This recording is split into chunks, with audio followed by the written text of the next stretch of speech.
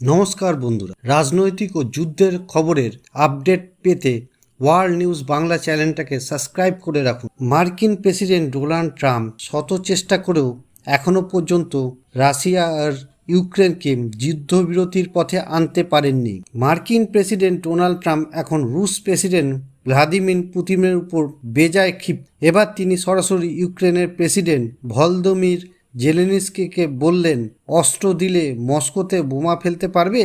তবে কয়েকদিন আগে পর্যন্ত ছবিটা অন্যরকম ছিল। ক্ষমতায় ফিরে নীতি বদলে পুতিনকে কাছে টানার চেষ্টা করছিলেন ট্রাম্প। প্রকাশ্যে একাধিকবার জেলেনস্কিকে তোপ ডেকেছেন, কিন্তু পুতিনের যা মর্জি তাই করছেন। এখনও রক্তাক্ষয়ী হামলা জারি রেখেছেন তিনি। এতেই এখন রাশিয়ার উপর ক্ষেপে লাল মার্কিন প্রেসিডেন্ট। এবার কি পুতিন নীতি বদলে ফেলছেন তিনি? জানা গিয়েছে গত 4 জুলাই জেলেনস্কির সঙ্গে ফোনে কথা বলেন ট্রাম্প। ফিনান্সিয়াল টাইমসের খবর অনুযায়ী সেই ফোনালাপেই ইউক্রেনের প্রেসিডেন্টকে ট্রাম্প বলেন, ভলোদিমির, তুমি মস্কোয় হামলা চালাতে পারবে?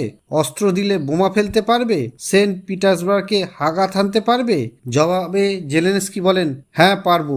যদি আমাদেরকে হাতিয়ার দেওয়া হয় তাহলে আমরা হামলা চালাতে পারবো। সূত্রের খবর, জেলেনস্কিকে ফোন করার আগের দিন নাকি পুতিনের সঙ্গে কথা হয়েছিল ট্রাম্পের, যা একেবারেই সদর্থক হয়নি।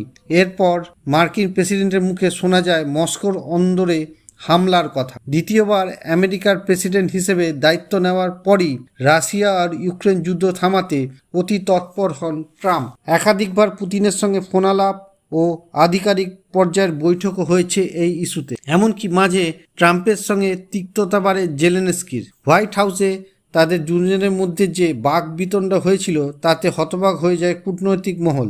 এদিকে প্রতিবারই পুতিনের তরফে সদর্থক বার্তা দেওয়া হলেও যুদ্ধবিরতির পথে তিনি আসেননি, বরং দিন দিন হামলার ঝাঁজ আরও বাড়িয়েছে মস্কো। ফলে এখন জেলেনস্কির সঙ্গে তিক্ততা কাটিয়ে ফের ইউক্রেনের ঢাল হয়ে দাঁড়াচ্ছে আমেরিকা। উল্লেখ্য, রাশিয়া যেভাবে ইউক্রেনের মাটিতে হামলা চালিয়ে যাচ্ছে তার নিন্দা করে কয়েকদিন আগেই ট্রাম্প বলেন, পুতিন সত্যি সকলকে অবাক করে দিয়েছেন। উনি দিনের বেলায় সুন্দর কথা বলেন আর রাত নামলেই বোমা ছোড়েন। এটা ঠিক নয়, এটা আমি একেবারেই পছন্দ করছি না। রাশিয়ার হামলা থেকে বাঁচাতেই আমরা ইউক্রেনকে প্যাট্রিয়ট মিসাইল দেব। কিভাবে আমেরিকা নিজের খরচ বাঁচিয়ে ইউক্রেনকে এই অস্ত্র দেবে, গত সপ্তাহেই তা স্পষ্ট করে দিয়েছিলেন ট্রাম্প। জানিয়েছিলেন আমেরিকা ন্যাটোতে তাদের অস্ত্র পাঠাবে, সেখান থেকেই অস্ত্রের যাবতীয় খরচ বহন করে ইউক্রেনের পাঠাবে ইউরোপীয় ইউনিয়ন। আজকের মতন বুলেটিন এখানেই শেষ করলাম। নমস্কার।